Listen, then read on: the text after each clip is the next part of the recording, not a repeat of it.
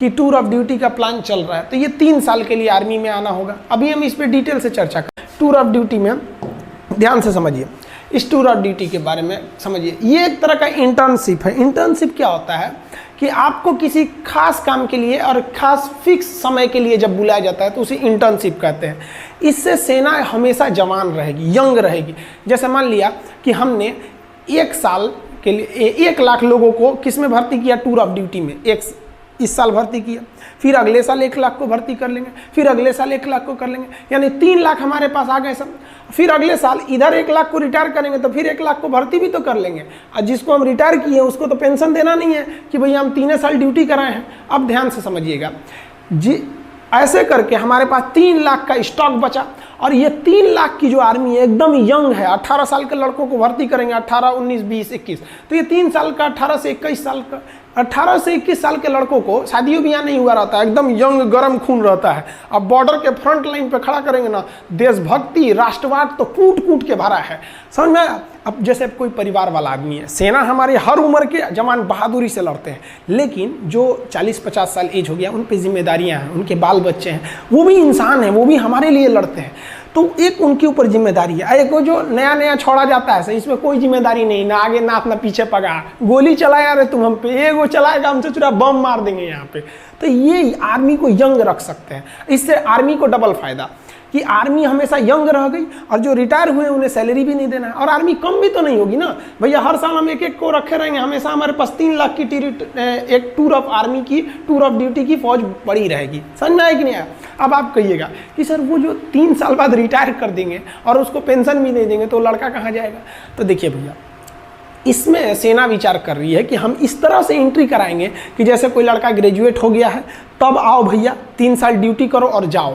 और सरकार एक नियम बना देगी कि कोई भी एसएससी, रेलवे, बैंक वगैरह वो इन लड़कों को आरक्षण दे जो मतलब आर्मी की ट्रेनिंग कर ली है।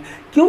क्योंकि इनके अंदर एक डिसिप्लिन आज होती है। आपका बढ़िया बढ़िया ब्रांड, जो हज़ारों रुपए के आप जो ब्रांड पहनते हैं ना, उस ब्रांड की कोई कीमत नहीं है अगर आपके बगल में कोई बंदा वर्दी पहन के इंडियन आर्मी का उस पर लोगो बना हो, पहन के खड़ा हो जाए तो सारा आपका ब्रांड बर्बाद हो गया उस आर्मी के वर्दी के बाद। तो एक वर्दी भी मिलेगी, रैंक भी मिलेगी, सैलरी भी मिलेगी। क्या नहीं मिलेगा? तो भैया पेंशन नहीं मिलेगी। सारा बवाल तो पेंशनें कम करने के लिए हो रहा है, समझ में आया कि नहीं? तो पेंशन नहीं मिलेगा आपको। क्यों पेंशन नहीं मिलेगा? क्योंकि पेंशन देने के लिए कम से कम आपको 17 साल की ड्यूटी करनी रहती है। इसमें तो ओवरऑल 3 साल की ड्यूटी ही है। तो समझ में आ रहा है कि नहीं आ रहा है? जो टूर ऑफ ड्यूटी के तहत आएगा वो सेना के एडवेंचर को भी देख लेगा, राष्ट्रवाद भी देख लेगा, डिसिप्लिन भी सीख लेगा, स्वास्थ्य, मेंटेलिटी, हर चीज़ को सुदृढ़ कर लेगा, और दूसरी नौकरी में उसको छूट भी मिलेगा। तो उसका भी करियर खराब नहीं हुआ, देश की सेना भी जवान रह गई, और देश का जो पेंशन पे खर्च था वो भी बच गया।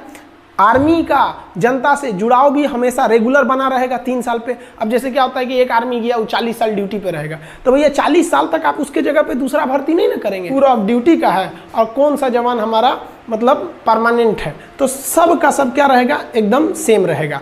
आप समझ में आ गया आप लोग को कि ये टूर ऑफ ड्यूटी मेनली किसके लिए किया जा रहा है कि भैया हम अपने पेंशन पे हो रहे खर्च को कंट्रोल कर सके और अपनी सेना को मॉडर्न टेक्नोलॉजी दे सके। जैसे हमारे सैनिकों का बैलिस्टिक हेलमेट नहीं रहता है, इंफ्रारेड रिकॉग्नाइजर नहीं रहता है, अभी भी हम लोग इंसास राइफल लेके चल रहे हैं लोग। तो ये सब चीज़ें, आर्मी की जो बूट होती है वो काफ़ी हैवी होती है, वजन में बहुत भारी होता है। अभी कई ऐसे बूट आ गए हैं आर्मी के पास, जैसे अमेरिकन सोल्जर का दिखेगा तो बूट बहुत मजबूत रहता है, जूता, और भारी नहीं रहता है। हमारे सैनिकों का बूट मजबूत है लेकिन भारी है।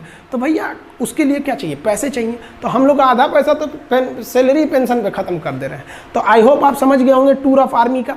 बाकी आर्मी में हथियार वगैरह कौन से होते हैं, कैसे आप देख सकते हैं, देख के कैसे पहचान जाएंगे कि AK-47 है, कि SLR है, कि 303 है, कि इंसास है, पिस्टल, माउजर, इस सब में क्या क्या डिफरेंस होता है, इस सब के बारे में हम आपको वीडियो बता देंगे। बहुत से लड़के कर रहे हैं प्लेलिस्ट बनाने के लिए, तो उसको भी बना देंगे, और प्लेलिस्ट में हम आपको डिफेंस में आपको हर एक चीज़ हथियार वगैरह के बारे में भी समझा देंगे, ताकि युवाओं के प्रति एक जिज्ञासा रहती है कि हमारी आर्मी क्या कर रही है। आई होप आप समझ गए होंगे।